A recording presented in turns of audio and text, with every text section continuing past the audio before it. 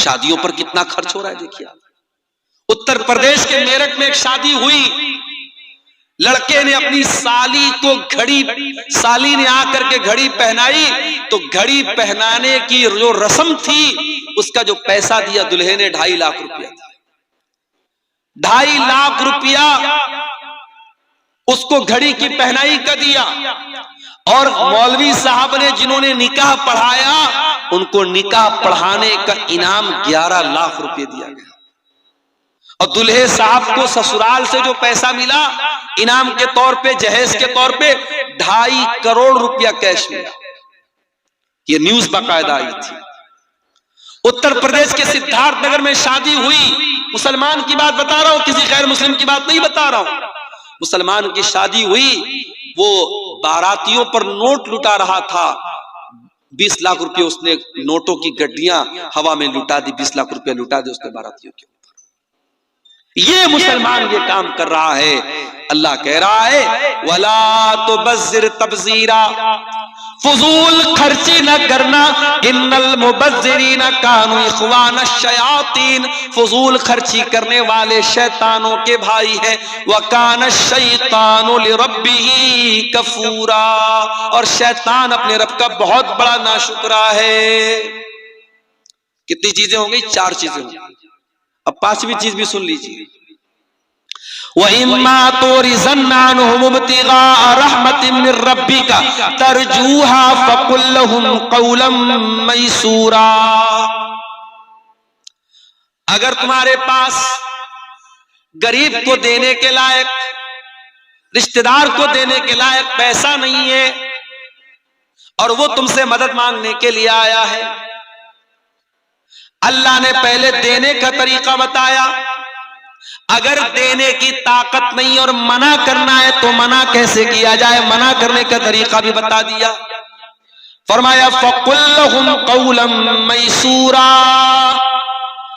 अपने उस रिश्तेदार को अगर पैसा देने की ताकत नहीं है तुम्हारे अंदर तो नरमी के साथ माजरत कर लेना, एक्सक्यूज बयान कर देना, अपना उज्र बयान कर देना, उसके साथ सख्ती ना करना, उसको डांट करके मत भगाना, उसको झिड़क करके ना भगाना, नरमी के साथ, प्यार के साथ, मोहब्बत के साथ उसको रवाना कर देना। अगर कोई आपके दरवाजे पर मदद मांगने के लिए आ जाए, कोई साइल आ जाए, तो कुरान कह रहा है उसको कभी सख्ती के साथ बात मत करो, मोहब्बत के साथ, नरमी के साथ कह दो भाई अभी मेरे पास नहीं है, बाद में तुम आ जाना। ये ना देने का तरीका अल्लाह ताला ने बयान किया। उसके बाद फरमाया इन्ना रब्बका यबसुत, उसके बाद फरमाया वला तजअल यदका मगलूलतन इला उनुकिका वला तबसुतहा कुल्लल बस्ति फतक़उद मलूमन महसूरा। बड़ी जामे आयत है कुरान। बाज़ उलमा कहते हैं कि इस एक आयत पर अगर कोई देश अमल करे उस देश की अर्थव्यवस्था सही हो जाए। आज हमारे देश की अर्थव्यवस्था क्यों चौपट है? क्योंकि मामला वही है, अंधेर नगरी चौपट राजा वाला मामला आ चुका है। आज हम रोड पर चलते हैं, चाहे रोड अच्छी हो चाहे रोड खराब हो, हर किलोमीटर पर आज टोल देना पड़ रहा है। बनारस से, पटना से आपके अररिया आने के दौरान कई टोल पड़े, और अभी यहां से अगर हमको बंगाल जाना पड़ जाए तो कई टोल पड़ेंगे। यानी एक एवरेज अगर जोड़ा जाए तो हर किलोमीटर पर 2 रुपया टोल टैक्स हमको देना पड़ता है।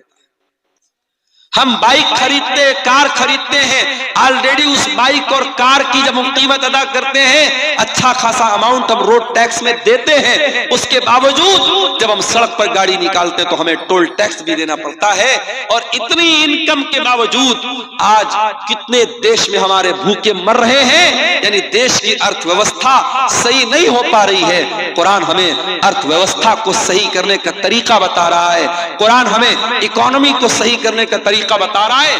अल्लाह कह रहा है वला तजाल यदका मगलूलतन इला उनुकिका, अपनी गर्दन को, अपने हाथ को अपनी गर्दन से बांध करके मत रखो। यानी अपने हाथ को बिल्कुल समेट करके मत रखो, जहां जरूरत पड़े खर्च करो। वला तबसुतहा कुल्लल बस्ती, और अपने हाथ को पूरी तरीके से फैला भी मत दो। अगर बहुत ज्यादा फैला दोगे, अपनी लिमिट से ज्यादा खर्च करोगे, फतक़उद मलूमम महसूरा, तो जलील होकर के और थक हार करके बैठना पड़ेगा। अगर अपनी चादर से बड़ा पैर फैलाओगे तो पैर खुल जाएगा और जलील हो जाओगे। जितनी बड़ी चादर है उतना ही पैर फैलाओ। बहुत ज्यादा कंजूसी भी मत करो और बहुत ज्यादा सखावत भी मत करो। बहुत सारे लोग होते हैं, पैसा भी है, दौलत भी है, लेकिन अपने बच्चों को ना अच्छा खिलाते हैं ना खुद अच्छा खाते हैं। रोजाना वही घर में एक तरीके की सब्जी बन रही है, वही एक तरीके का गोश्त बन रहा है, वही नॉर्मल चीजें बन रही हैं, जबकि अल्लाह ताला ने दौलत दी है, अच्छा खा सकता है, अच्छा पहन सकता है, न ढंग का कपड़ा पहनता है, न ढंग का खाना खाता है। नहीं मेरे भाइयों, अगर अल्लाह ने दौलत दी है, अच्छा खाओ, अच्छा पहनो, ये भी अल्लाह का शुक्र है। अच्छी नेमतें खाओ, जो जिस मौसम का फल मिल रहा है उस मौसम का फल खाओ, उस मौसम के मेवे खाओ, उस मौसम की अच्छी ग़िज़ाएं खाओ। अपने जिस्म पर खर्च नहीं किया तो क्या किया, अपने बच्चों पर खर्च नहीं किया तो क्या किया।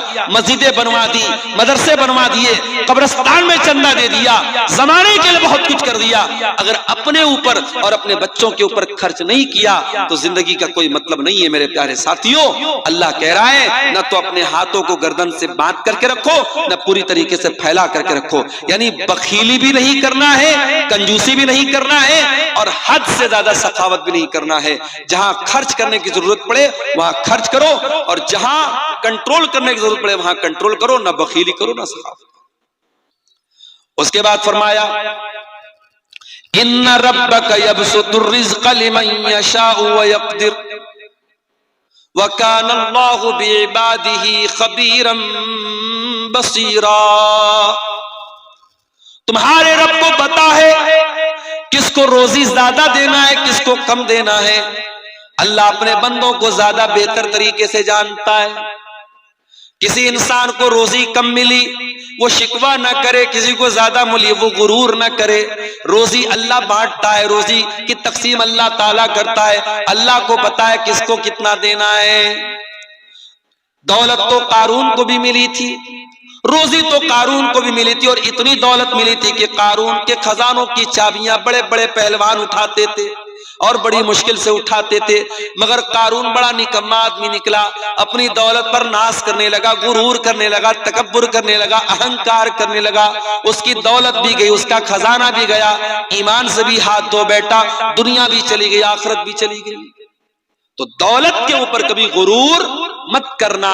हो सकता है दौलत आज है कल नहीं होगी। दौलत की तकसीम अल्लाह ने अपने हाथ में ली है, अल्लाह को पता है कब किसको कितना देना है। कभी इस पर भी हसद मत करना, अरे उसे इतना मिल रहा है मुझे इतना क्यों मिला, उसे ज्यादा मिल रहा है मुझे कम क्यों मिला। कभी इस पर भी हसद मत करना। अपने आप को बेहतर बनाने की कोशिश करो, अच्छा से अच्छा काम करो, मगर दूसरे की रोजी रोटी देख करके हसद मत करो, क्योंकि रोजी देने वाला अल्लाह है। अगर हसद करते हो इसका मतलब कि तुम्हें अल्लाह के फैसले पर, अल्लाह का फैसला तुम्हें मंजूर नहीं है, तुम अल्लाह के फैसले पर एतराज करते। उसके बाद फरमाया, वला तक़्तुलू औलादकुम खशियता इमलाक, और अपनी औलाद को तुम पेट के डर से कत्ल मत करो। इस डर से अपनी औलाद को कत्ल न करो कि कल वो मेरे साथ खाएगी कैसे। औलाद पैदा तो तुम करते हो मगर खिलाने वाले तुम नहीं हो। हमारे एक दोस्त है बंबई के अंदर, शेख सरफराज फैजी, उनकी 2 बीवियां हैं, 2 शादी की हुई।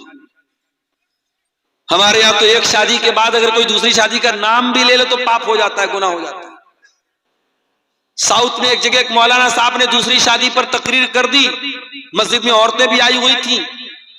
औरतों ने तकरीर के बीच में से कहा कि इस मौलाना को पहले भगाओ यहां से, वरना हम इसकी तकरीर नहीं होने देंगे। मौलाना साहब को बीच में से हटा दिया गया। क्यों?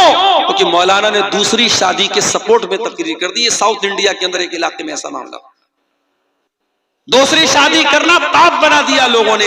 जिना करने वाले जिना कर रहे हैं, एक्स्ट्रा मैरिटल अफेयर करने वाले एक्स्ट्रा मैरिटल अफेयर कर रहे हैं, शादीशुदा औरत किसी से नाजायज ताल्लुक बना रही है, शादीशुदा मर्द किसी से नाजायज ताल्लुक बना रहा है। समाज को उसकी चिंता नहीं है, समाज को इसकी चिंता है, अरे तो दो शादी कर दी, बड़ा अय्याश आदमी है, बड़ा गड़बड़ आदमी है। समाज तो समाज उस इंसान की पहली बीवी की नजर में ये बहुत बड़ा पाप है। अगरचे वो आदमी पहली बीवी का सारा हक अदा करता हो, उसके हक में कोई कमी ना करता हो, फिर भी पहली बीवी इस बात के लिए बिल्कुल तैयार नहीं है कि शौहर दूसरी शादी करे। अभी मुंबई में हमारे एक साथी हैं, दोस्त हैं, उन्होंने 2 शादियां की। पहली बीवी से उनको 7 बच्चे थे और दूसरी बीवी से भी उनको एक बच्ची पैदा हुई है। अभी उन्होंने फेसबुक पर लिखा था कि अल्लाह के फजलो करम से 4 बेटे और 4 बेटियां। मौलवी है साहब, मौलवी है, पढ़ाते हैं, तकरीर करते हैं। हमारे यहाँ बच्चों को जब मौलवी बनाने की बात आती है तो लोग कहते हैं कहां से खाएगा, कहां से खाएगा। और यहाँ मौलवी के 8-8 बच्चे हैं और मौलवी इस बात की चिंता नहीं करता है कि कहां से खाए। याद रखो मेरे भाइयों, अपनी औलाद को हम नहीं खिलाते हैं, औलाद को अल्लाह खिलाता है। कभी पेट के डर से औलाद को कत्ल मत करना। और मसला नोट कर लो, अगर आप फैमिली प्लानिंग करते हैं, एक बच्चा पैदा हुआ, अभी आप बच्चा नहीं चाहते हैं, तो बच्चे की पैदाइश ना हो उसके लिए अगर आप कोई तरीका अपनाते हैं, जो तरीका हमारे आमतौर से चलता है, तो उसके बारे में तो इजाजत और गुंजाइश के रास्ते हैं।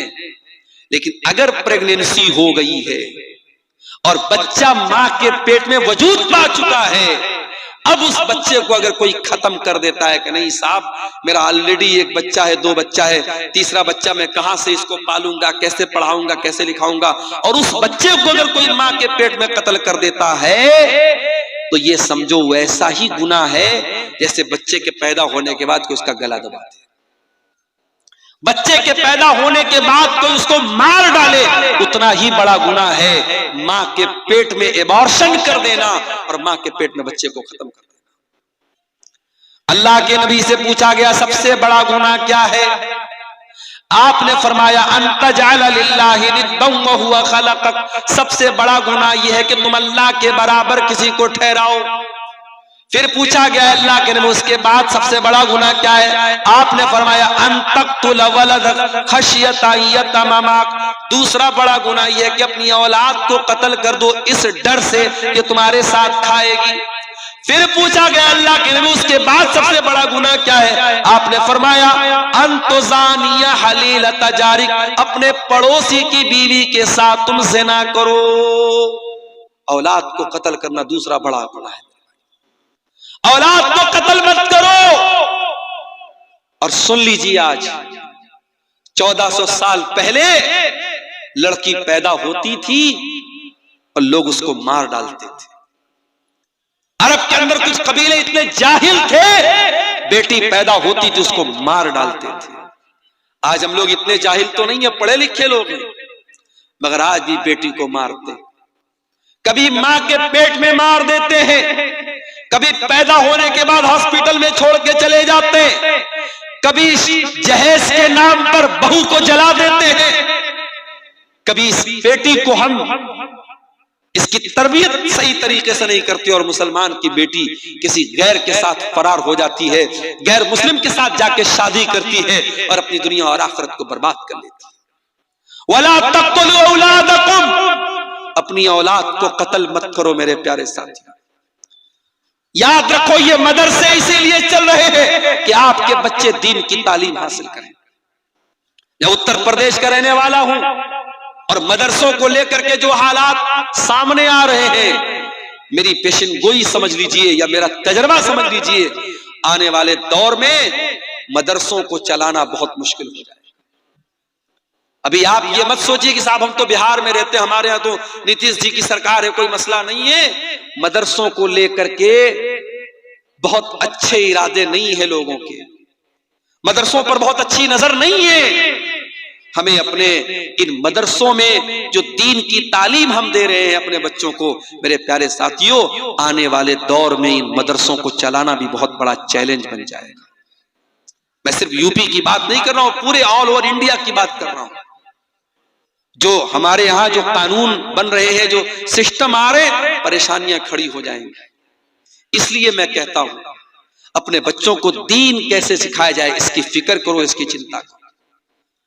बच्चों को अच्छा खिला देना, अच्छा पहना देना ये काफी नहीं है। अगर आपने बच्चों को ईमान नहीं दिया, बच्चों को दीनी तालीम नहीं दी, तो बच्चों को सही तरबियत न देना ये भी बच्चों को कत्ल करने के बराबर है। और कुरान कह रहा है वला तक़्तुलू औलादकुम खश्यत इम्लाक, अपनी औलाद को कत्ल मत करो पेट के डर से, फाका कशी के डर से।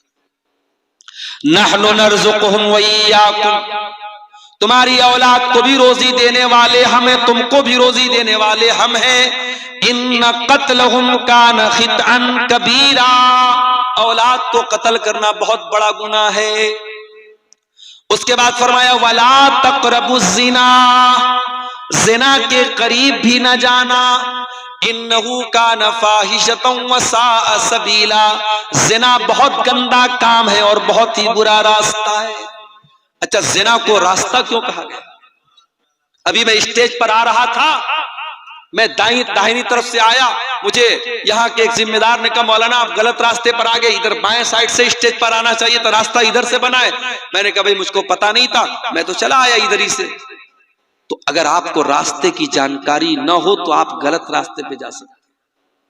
हम लोग अररिया से जब आने लगे तो मैप के ऊपर दो रास्ता बता रहा था। हमने यहाँ के जिम्मेदारों को फोन किया कि किधर से आना है।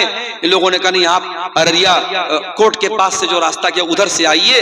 रास्ता अगर गड़बड़ जरा सा हो जाए तो हम कहीं से कहीं निकल सकते हैं मेरे भाई। वला तक़रबुज़ ज़िना, अल्लाह कह रहा है कि ज़िना के करीब भी मत जाना। इन्नहु काना फ़ाहिशतन, ये बहुत गंदा काम है। वस्साअ सबीला, और बहुत बुरा रास्ता है। अगर आज तुम किसी की बहू बेटी के साथ खेल रहे हो, किसी की लड़की के साथ खेल रहे हो, किसी की बेटी के साथ, किसी की बहन के साथ खेल रहे हो, कल तुम्हारी बहन के साथ भी कोई खेलेगा। तुम वैलेंटाइंस डे पर किसी को फूल दे रहे हो, जरा पता लगाओ कहीं तुम्हारी बहन को भी कोई फूल तो नहीं दे रहा है। मगर एक बात बताओ, ये सब चीजें उसको बुरी लगेगी जिसके अंदर गैरत, और जब गैरत मर जाए तो आप बड़े बड़े शहरों में जाके देख लीजिए, वहां किसी को कोई फर्क नहीं पड़ता। तू मेरी बहन को छेड़, मैं तेरी बहन को छेड़ूंगा। तू मेरी बहन को अपनी गर्लफ्रेंड बना, मैं तेरी बहन को अपनी गर्लफ्रेंड बनाऊंगा। वहां ये कल्चर है मेरे प्यारे साथियों। ये कल्चर वहां पैदा होता है जहां गैरत मर जाती है, और जिसके अंदर गैरत बाकी रहती है उसको बहुत बुरा लगता है। इसलिए मेरे प्यारे साथियों, अल्लाह ने कहा कि ज़िना बहुत बुरा रास्ता है। जिस रास्ते पे चल के तुम ज़िना कर रहे हो, उसी रास्ते पर चल के कोई तुम्हारे घर में भी आ सकता है और तुम्हारी इज्जत पर भी डाका डाल सकता है। और इसीलिए इस्लाम ने इतना टाइट कानून रखा है। इस्लाम ने क्यों इतना टाइट कानून रखा है कि लड़का लड़की अगर गैर महरम है अकेले में न रहे, अकेले में न मिले लड़का लड़की गैर महरम है। तो ये जितने को एजुकेशन वाले स्कूल चल रहे, को एजुकेशन वाले कॉलेज चल रहे, लड़का लड़की साथ में पढ़ रहे, इस्लाम के हिसाब से बिल्कुल गलत है। अगर लड़का लड़की साथ में उठेंगे बैठेंगे तो जाहिर है दोस्ती होगी, ताल्लुकात होंगे, खराबियां पैदा होंगी। को एजुकेशन की इस्लाम में इजाजत बिल्कुल नहीं है। जब तक बच्चे छोटे हैं, क्लास 3 तक, क्लास 4 तक साथ में पढ़ लिए, जब बच्चे बड़े होने लगे, लड़कियां बड़ी होने लगे, उनका सेपरेट स्कूल होना चाहिए, उनकी सेपरेट क्लास होनी चाहिए। लड़के लड़कियां साथ में पढ़े, एक क्लास में पढ़े, चाहे वो मदरसे में हो चाहे वो स्कूल में हो। ये मुनासिब नहीं है। जैसे जैसे बच्चे बड़े होने लगते हैं, समझदार होने लगते हैं, बालिग होने लगते हैं, फिर मसाइल पैदा होते हैं। क्यों शरीयत ने कहा कि देवर भाभी के साथ हंसी मजाक ना करें, देवर भाभी के बीच में पर्दा होना चाहिए? क्यों कहा? क्यों कहा अल्लाह के नबी ने ला यखलुवन्ना रजुलुन बिइम्रातिन इल्ला वसालिसुहुमा शैतान? जब कोई मर्द किसी औरत के साथ अकेले में होता है तो तीसरा शैतान होता है।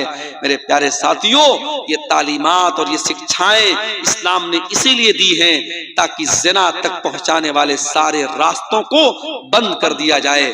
वला तक़रबुज़ ज़िना, ज़िना के करीब भी मत जाना।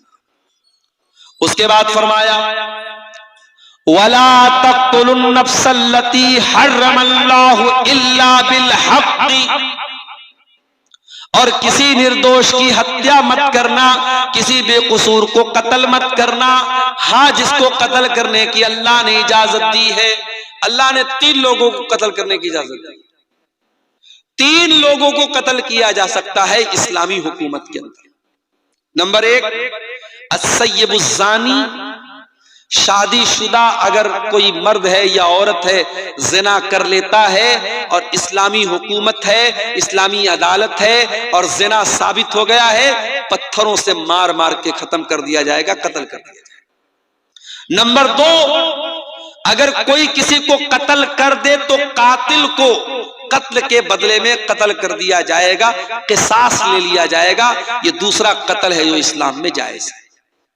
और तीसरा कत्ल इस्लामी हुकूमत के अंदर अगर कोई मुसलमान है और वो मुर्तद हो जाए, इस्लाम को छोड़ दे, इस्लाम का इनकार कर दे, मुर्तद हो जाए और ये साबित हो जाए कि इस्लामी हुकूमत के अंदर ये था और पहले से मुसलमान था। पहले से अगर गैर मुस्लिम था कोई मसला नहीं, पहले से मुसलमान था और मुसलमान होकर के मुर्तद हो गया, इस्लाम में उसकी सजा सजाए मौत है।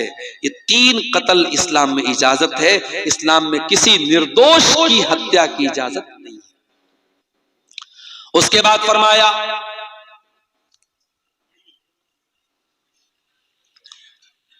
वला तक़रबू मालल यतीम इल्ला बिल्लती ही अहसन, यतीम के माल के करीब न जाना। हमारे यहाँ तकरीबन तमाम सरकारी स्कूल, मदरसे, सरकारी ऑफिसेस 25 दिसंबर को बंद रहते हैं, छुट्टी होती है। क्रिसमस के इस त्योहार पर हमारे बहुत सारे मुसलमान भाई भी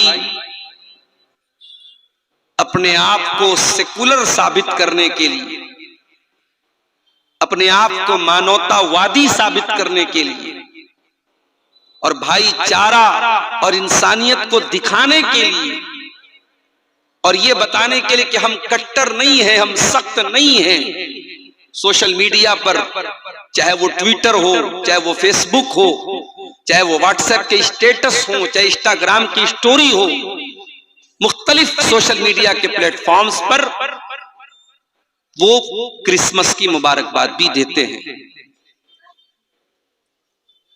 मेरे अजीजों, हम और आप इंसान हैं, लेकिन इंसानों में अल्लाह ताला ने, करोड़ों इंसानों में हमें और आपको अल्लाह ताला ने बहुत बड़ा करम यह किया कि हमें और आपको मुसलमान बनाया है।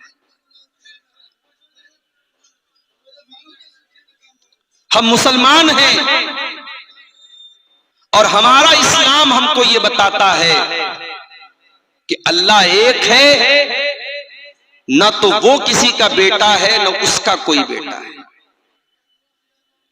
कुरान करीम की सबसे छोटी सूरतों में से एक सूरत है सूरह इखलास, जो हमारे बच्चे को याद है, और जिस सूरत के बारे में अल्लाह के नबी ने फरमाया कि ये सूरत करीमा 1/3 कुरान के बराबर है, 1/3 कुरान के बराबर है। बाज़ उलमा कहते हैं कि 1/3 कुरान का मतलब ये है कि अगर कुरान को हम सब्जेक्ट के एतबार से, टॉपिक के एतबार से अगर कुरान को बांटेंगे तो कुरान का 1/3 तौहीद है और सूरह इखलास के अंदर सिर्फ और सिर्फ तौहीद बयान की। कुल हुवल्लाहु अहद अल्लाहुस समद लम यलिद वलम यूलद वलम यकुल लहू कुफुवन अहद। चंद आयतों में अल्लाह ताला ने पूरी तौहीद का खुलासा बयान किया।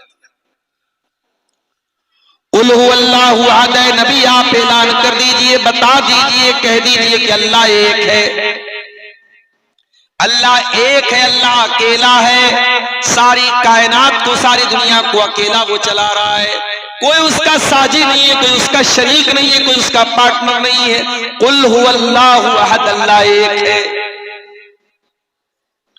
अल्लाहुस समद, और वो अल्लाह बेनियाज है, समद है, सबको उसकी जरूरत है, उसको किसी की जरूरत नहीं है, सब उसके मोहताज है, वो किसी का मोहताज नहीं है।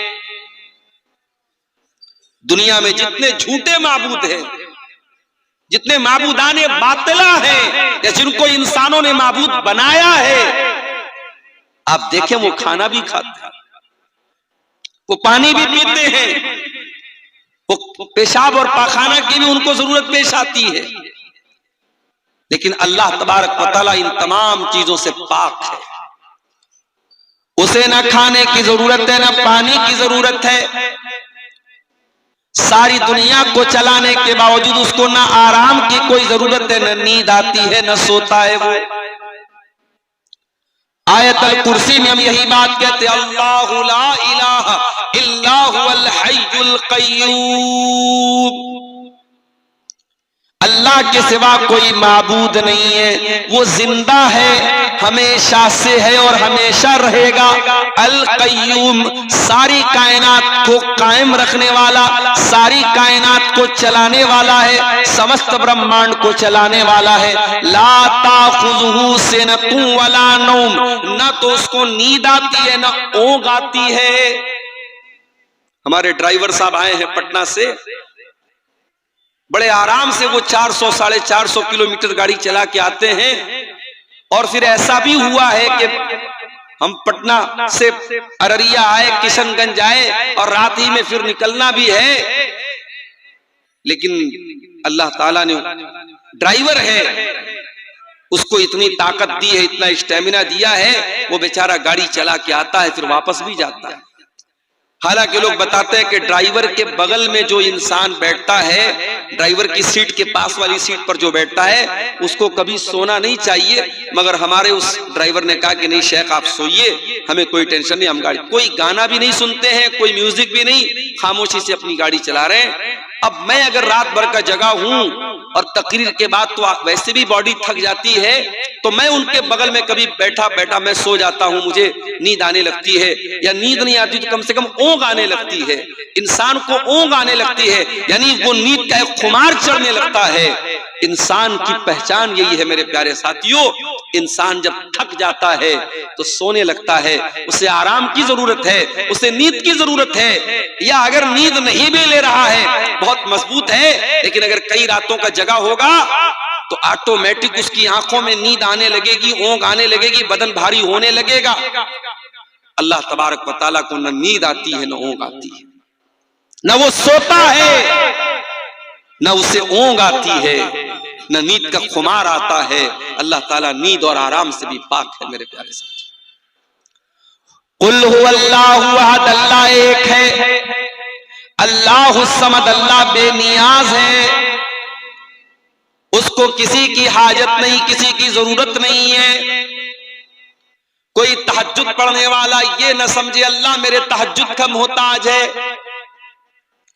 कोई अल्लाह की राह में चंदा देने वाला, ज़कात देने वाला, दान देने वाला, खैरात देने वाला ये न समझे अल्लाह को मेरे माल की जरूरत है।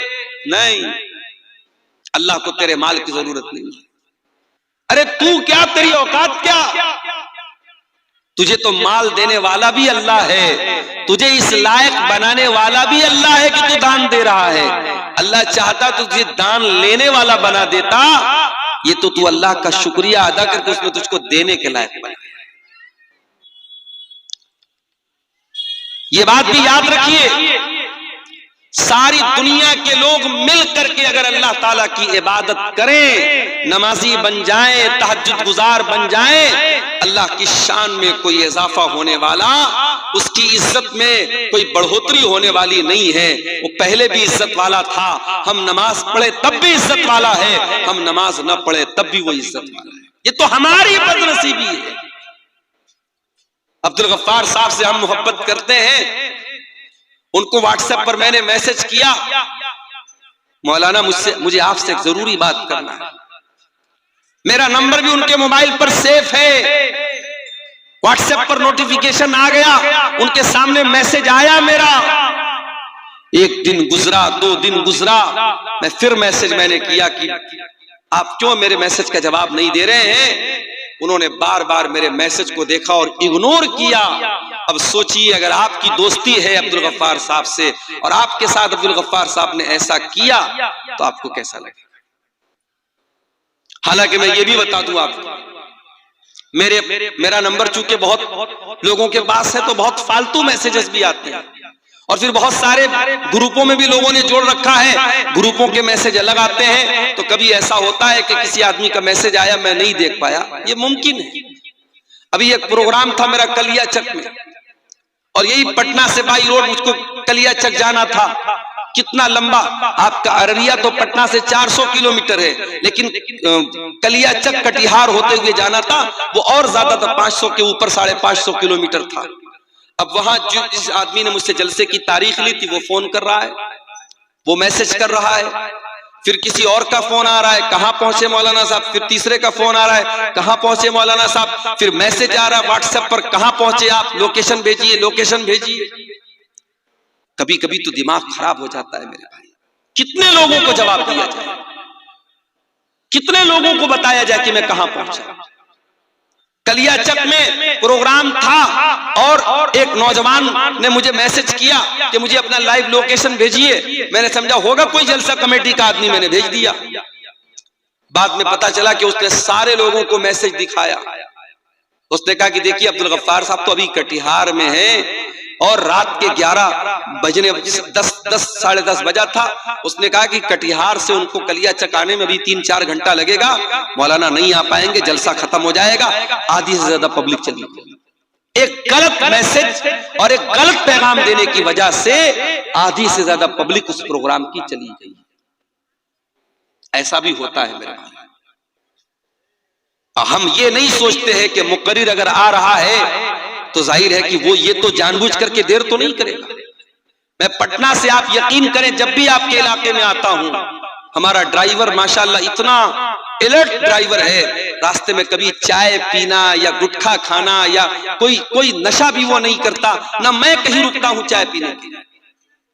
कभी ऐसा भी हुआ है कि मैं पटना से भूखा प्यासा चला हूं और जलसे में पहुंचा हूं तो वहां फौरन ये कहा गया कि नहीं मौलाना आप स्टेज पर आइए, मुझे खाना तक नसीब नहीं हुआ है, भूखा प्यासा, डायरेक्ट आने के बाद मुझे बैठना पड़ा है कुर्सी के ऊपर।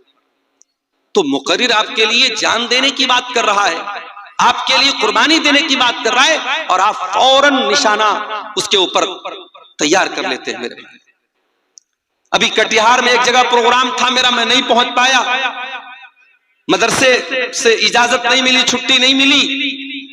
और फिर उसी कटिहार के इलाके में दूसरी जगह प्रोग्राम मेरा रखा गया, जो छुट्टी के दिन रखा गया। तो मेरे पास फोन आ रहा है कि मौलाना साहब हमारे गांव में आप नहीं आए थे, फला जगह आप आएंगे तो हमारे नौजवान आपसे बदतमीजी करेंगे और आपसे बदला ले लेंगे और ये करेंगे। मेरे प्यारे साथियों, ये क्या अफसोस का मकाम नहीं है? क्या ये इज्जत है आपकी नजर में उलमा की? ये आप जिन मुकर्रिरीन के साथ आप सेल्फी लेते हैं, जिन मुकर्रिरीन के साथ आप जो है मोहब्बत का दावा करते हैं, जरा सा 19-20 हो जाए तो आप उनको मारने की धमकी देंगे, उनको जलील करने की बात करेंगे। वल्लाह मुझे बहुत तकलीफ होती है। मैं कभी कभी सोच में पड़ जाता हूं कि हमारे अंदर उलमा की मोहब्बत का जो हम दावा करते हैं वो वाकई में है या फिर हम सिर्फ दावा ही दावा करते हैं। मेरे प्यारे साथी, हमें और आपको हमेशा, चाहे वो मुकर्रिरीन का मामला हो, चाहे वो जलसा कमेटी का मामला हो, भाई किसी के साथ कभी भी कोई इमरजेंसी हो सकती है।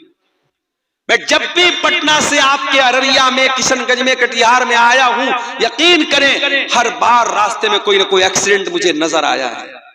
कोई ट्रक जाकर के किसी कार को मार रही है, किसी ट्रक ने किसी बाइक को मार दिया है। आज भी हम लोग आए तो रास्ते में दो जगह एक्सीडेंट मिला था। अल्लाह ना करे, अल्लाह मेरी हिफाजत करे, सारे उलमा की हिफाजत करे, ये एक्सीडेंट हमारे साथ भी हो सकता है। मेरा जब आप प्रेशर बनाएंगे, ड्राइवर पूरी स्पीड में गाड़ी चलाएगा, रात का टाइम है, कोहरे का टाइम है, कुछ हादसा भी हो सकता है। हमें और आपको ये मजबूरियां नजर नहीं आती, हमें जबान हिलाने में देर नहीं लगती, हम उलमा को लालची तक कह देते हैं, उनके कैरेक्टर तक पर सवाल उठा देते हैं और उनको बुरा भला तक कह देते हैं। और अगर आलिम किसी वजह से ना आए तो हम जलसा कमेटी को दोषी करार देते हैं कि आप लोगों ने झूठ मूठ नाम दे दिया, उनको नहीं बुलाया, आपने उनसे बात नहीं की। मेरे प्यारे साथियों, कभी भी किसी के साथ कोई इमरजेंसी हो सकती है। हमें और आपको ये बात याद रखनी चाहिए। तो इंसान है, हम एक दूसरे के मोहताज हैं। अल्लाह किसी का मोहताज नहीं। अल्लाह एक है, अल्लाह समद, अल्लाह बेनियाज है। उसको किसी की हाजत नहीं है, उसको किसी की जरूरत नहीं है। वो न थकता है, न आराम करता है। वो सारी कायनात को चला रहा है। उसे न नींद आती है, न ऊँघ आती है। लम यलिद वलम यूलद, उसने न किसी को जन्म दिया है, न उसका कोई बेटा है। वलम यूलद, और न वो किसी का बेटा है। न उसका कोई बेटा है, न उसका कोई बाप है। उसने न किसी को जन्म दिया है, न उसको किसी ने जन्म दिया है। यह है हमारा अकीदा। क्रिसमस मनाने वालों का क्या अकीदा है? एक एक्टर है, कॉमेडियन है, हंसी मजाक करने वाला, जो टीवी पर आता है, फिल्मों में आता है। उसका नाम है सुनील ग्रोवर। अभी उसका एक वीडियो मैंने देखा, वो क्रिश्चियन है। वो उसने कहा, साहब जीसस, लोग पूछते हैं जीसस कौन है, ईसा कौन है? कहता है आओ मैं बताता हूं, जीसस गॉड है, गॉड के बेटे हैं, गॉड है। ये सुनील ग्रोवर का अकीदा नहीं है, ये सारे ईसाइयों का अकीदा है। वो ईसा अलैहिस्सलाम को अल्लाह के बराबर मानते हैं, अल्लाह का बेटा मानते हैं।